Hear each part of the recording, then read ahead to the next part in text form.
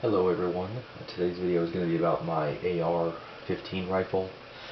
This one I've had probably 4 years, I would guess, 4 or 5 years. It's the only AR rifle that I have. I'm currently working on building one for my wife, but this is mine. Like I said, I've had it 4 or 5 years. I at first thought about the idea of just buying one off the shelf, whether it be a Bushmaster or something like that, or Armalite.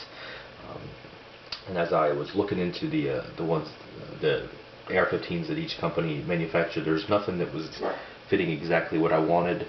So I decided to kind of build my own. Now this one I bought as a complete upper, and then a stripped lower and a lower parts kit. So I assembled the lower myself, but the upper was purchased as a set. Um, and I kind of wanted to go over what I have in here and what I like, why I like it. So I'll go ahead and start. In this, I primarily have everything from 3 manufacturers. From Bravo Company, I have, as I said, a complete upper. So I purchased it from them as a barreled upper. It's a 14.5-inch barrel with a pinned and welded birdcage flash hider. I assume this is their own upper with a ejection port and forward assist and everything like that. So I purchased it from them as a barreled upper, 14.5-inch. I wanted it as short as possible, but still not an SBR. So with 14.5-inch and a pinned and welded flash hider, you meet the legal requirement of a 16-inch barrel. The only other thing I have from Bravo Company is their Mod 4 or medium latch charging handle. I've got the same charging handle on both of my ARs, and I think it's great. It's the perfect size. I know my brother actually uses their large latch, but I think that the medium latch or the Mod 4 is a perfect size for me. I'm really happy with it. I'll probably put the same thing on my wife's when I build her AR. From Palmetto State Armory, I have a few parts. As you can see, the stripped lower was Palmetto State, and I bought their MOE lower build kit, which includes everything you need to complete a lower. So I've got their lower parts kit, their buffer tube, buffer spring, and buffer, and I assembled that all myself.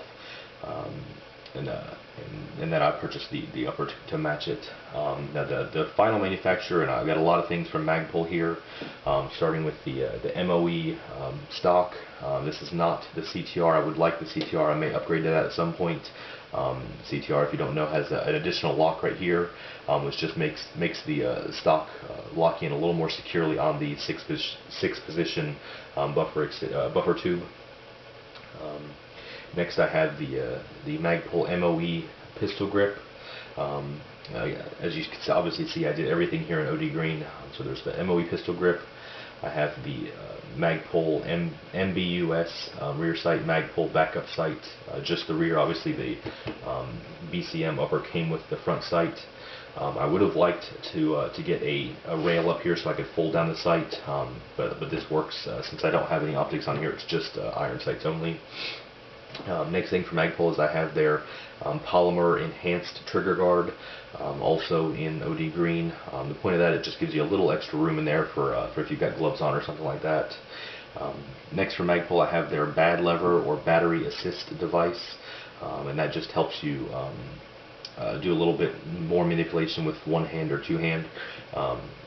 When your magazine runs empty and you drop it out of the gun and the bolt locks to the rear, when you insert a new magazine, you can hit this and it'll release the bolt rather than having to use your support hand and hit the bolt release there. It just makes it a little easier.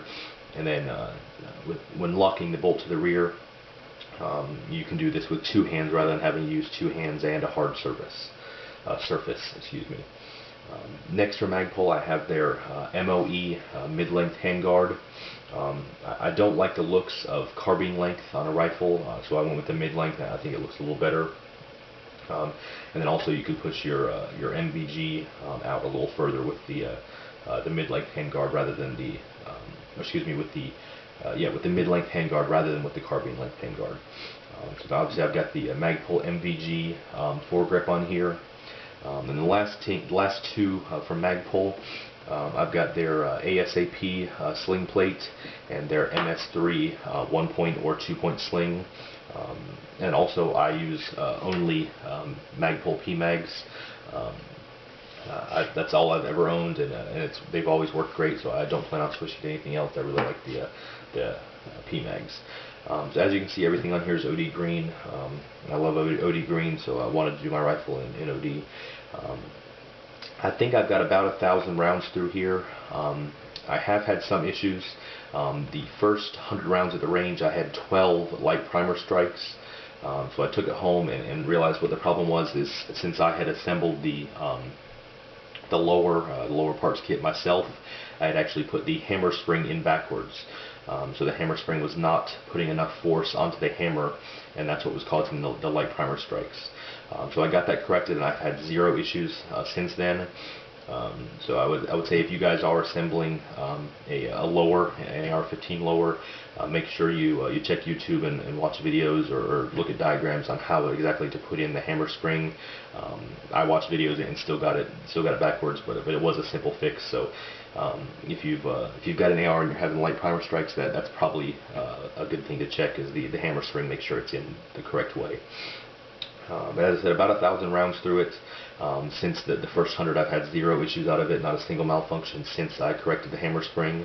I'm very happy with it. I've obviously heard great things about Bravo Company, and I'm glad I spent the money on their upper. Not to say that there's anything wrong with PSA or Palmetto State or anything like that, but I wanted this one to last, and I'm glad I spent the money and got the the Bravo Company upper. But I'm very happy with the Palmetto State parts as well. They've been great, no issues out of them. I'm actually somewhat surprised the mil-spec Palmetto State Armory trigger is actually pretty good in here. It's short and relatively light for mil-spec, so I'm happy with that. And obviously, as you can see from here, I'm a big Magpul fan. I really like a lot of their products. As I said, I would like to upgrade sometime to the CTR stock, just make it a little more secure lockup on the buffer tube. But overall, I'm very happy with this. I did at one point have a Bushnell TRS-25 red dot on here. I actually moved it to my AR pistol, which you can see in another video. And I've got this currently on just iron sights. I'm not sure if I want to put an optic back on here. I like it as is with the iron sights, and I think I'll probably just leave it that way. But I'm very happy with this. If you guys are looking at building an AR-15, I would certainly recommend Magpul, Bravo Company, and Palmetto State Armory. They're all great products, great companies to work with. If you guys have any questions about this gun or any of the guns in my other videos, please feel free to leave a comment below. If you like this video, please subscribe, and thank you for watching.